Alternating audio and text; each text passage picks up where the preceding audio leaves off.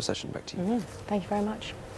Now, you may have been rushing around the house trying to get ready to go to work, bolting down your breakfast as you charge out of the door, though. Do you ever worry about the effect that commuting might be having on your health? Well, a group of scientists has been comparing the amount of stress involved in bus travel and car travel. It's come up with some rather surprising results. So let's cross to Tim Muffet in Norwich to tell us a bit more. Morning, Tim.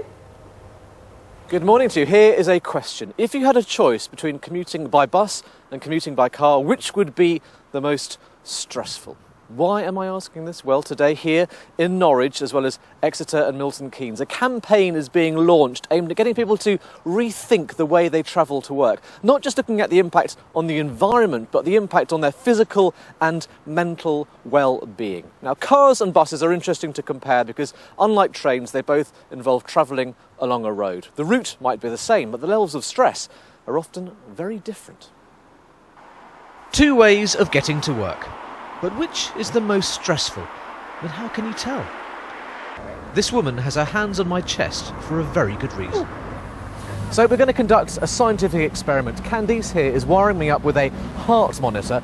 She's going to also measure my electrodermal activity, i.e. sweating, to you and me. The idea is I'll make the same journey twice, once by car and once by bus, and find out which is the more stressful.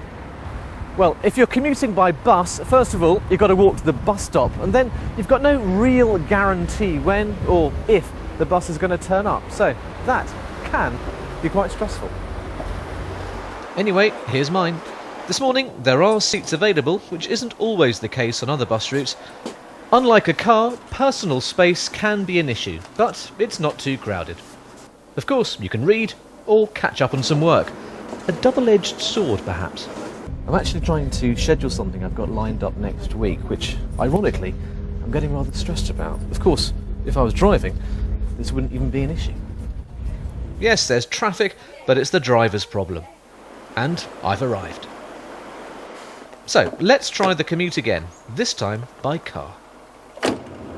With a car journey, at least you can begin it from where you live. You don't have to walk to the bus stop. And once you're inside, it's your own space. You can do what you like. Stick on the radio, sing a song.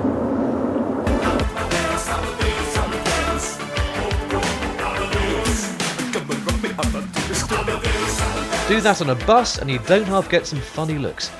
But of course, when driving, you do have to concentrate and deal with other traffic.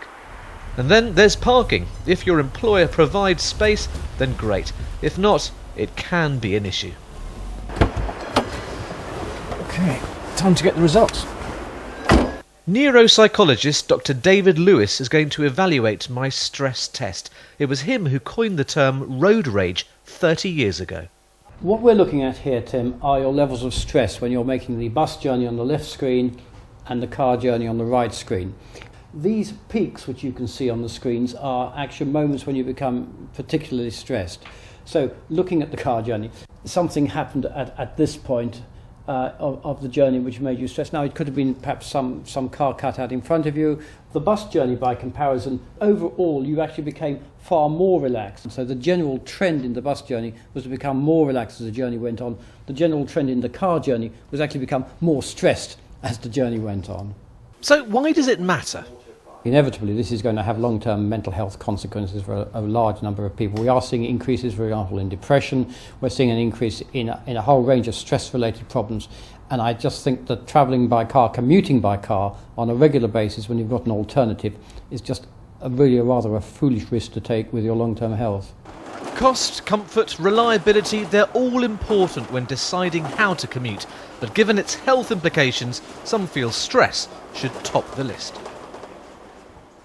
Okay, today here in Norwich, alongside Milton Keynes and Exeter, something called the 1 Billion Challenge is being launched. The idea is to get 1 billion fewer car journeys made between now and 2014, and for those journeys to be made instead by bus. Claire, you're from Greener Journeys who are organising this. It sounds very ambitious, and for many people, buses just aren't an option because they might live miles from a bus stop. Well, that's absolutely right. We understand that there are some journeys people are always going to need to make by car. But we know, what we're saying is that some journeys actually do make more sense by bus. Sometimes the bus really is the right journey option. They have a real image problem though, don't you think, buses, in many ways? Yes, I mean, it's unfair really, because actually buses are very comfortable. Many have Wi-Fi, air conditioning, and we know that bus customer satisfaction levels are really high, always in the high 80s, 89%. So, you know, once people actually try the bus, start using it, they use it more often as well. It's very interesting, Claire. Thank you very much indeed. Well, a number of other commuters have done that test which you saw me doing in the film there, and the overwhelming majority, 90%, did find car travel more stressful than bus travel. Yeah. So, food for thought, I think. Loving your choice of music there too, Tim. Yes. Thank you. Rock Me Amadeus was a classic. By Falco. Staying with the theme of driving, still to come on this morning's programme. When a senior moment, Cruise